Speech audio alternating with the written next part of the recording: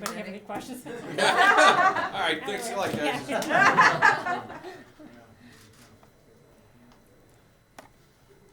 Anybody have any questions?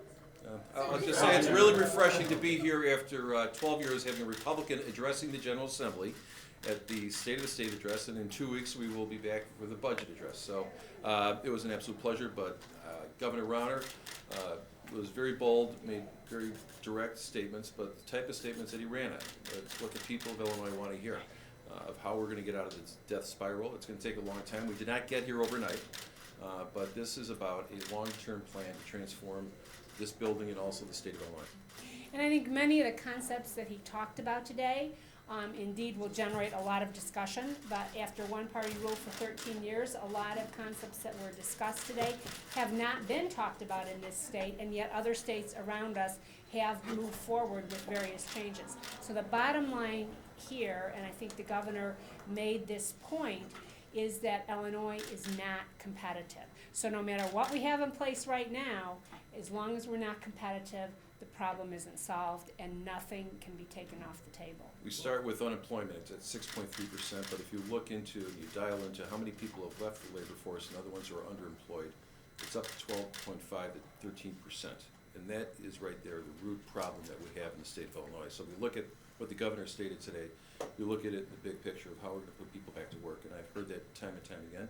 And I know the speaker just made comments about we have to make Illinois more competitive, put more people back to work. So I was very pleased with it, but we have to start with that principle of what the unemployment really is in Illinois.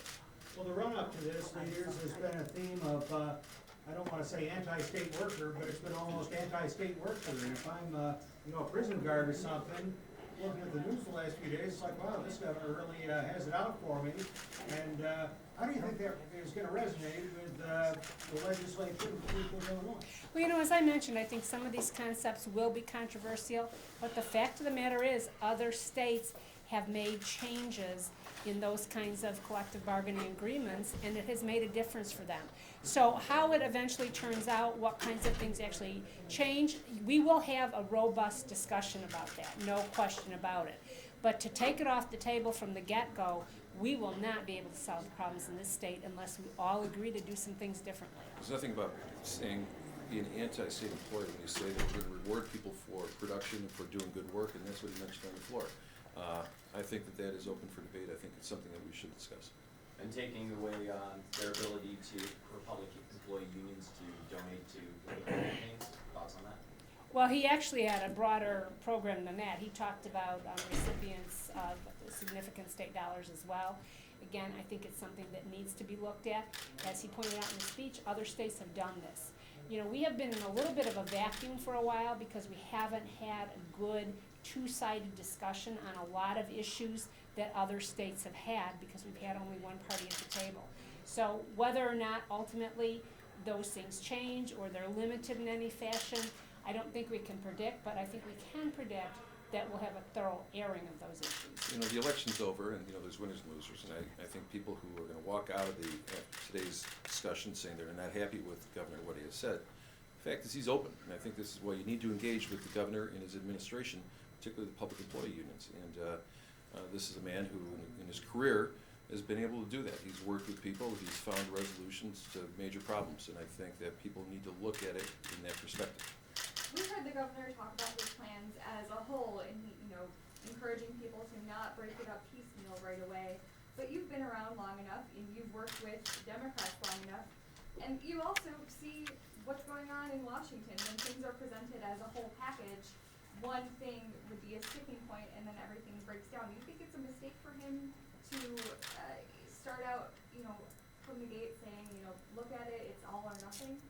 I don't think he's saying all or nothing. I think he's saying recognize that the good is going to have to be taken with the bad.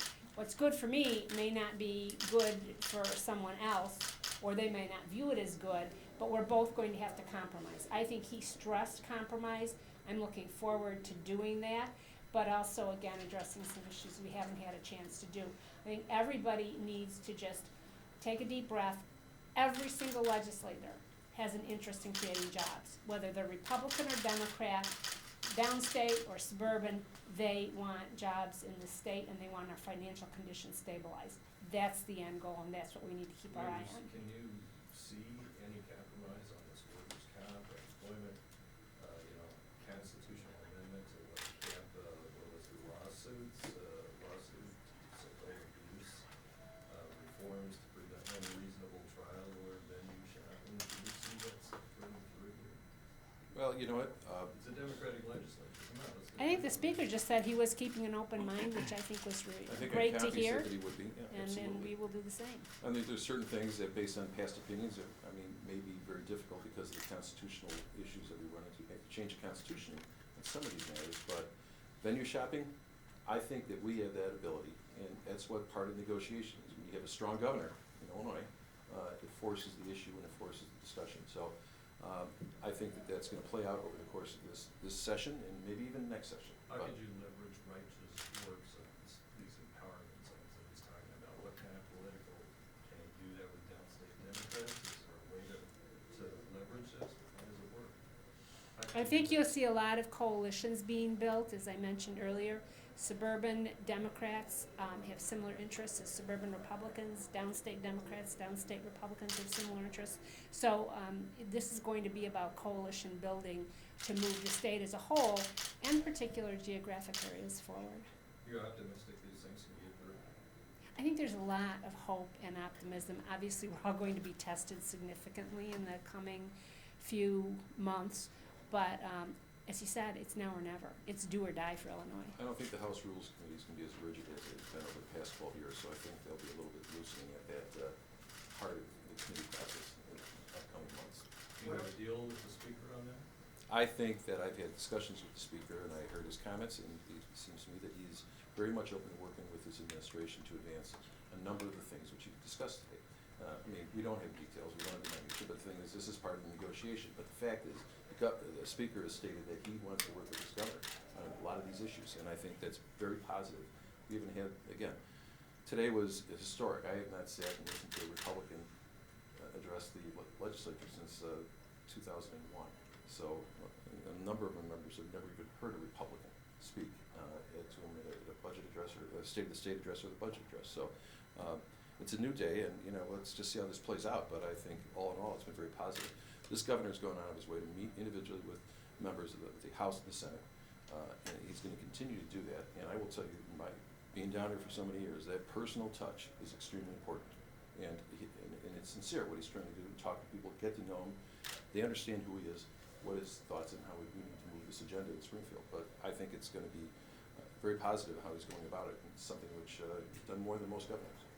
Can you talk for a minute? Is there a path to get to more funding for education, more funding for prison guards? And you got, these kind of holes in the budget.